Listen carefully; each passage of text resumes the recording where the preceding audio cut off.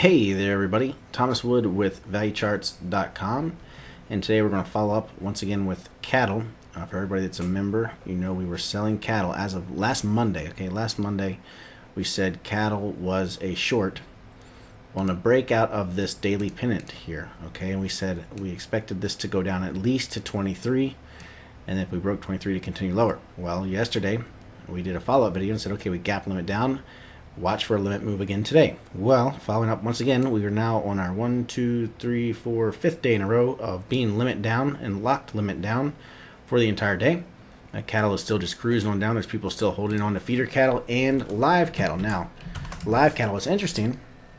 I told everybody yesterday to watch for it to go limit today. Well, it gapped down a lot, ran and was locked limit for the first few hours of trading, and then here recently, in the past hour or so, it spiked up, filled the gap, and pulled all the way back down. Now this is interesting because what you want to watch is if this stays down, okay, if this goes back down limit, then we're going to watch for it to continue lower. If it does not lock limit today, if it does not get back down limit, be careful because we could get a little bit of a bounce tomorrow. Now I know a lot of people in the trading room, they had trailed their stops down just above the open, above the lock limit, and they're out of it now, but I know there's a few people still holding on to the swings in feeder cattle and live cattle. So far working out pretty good.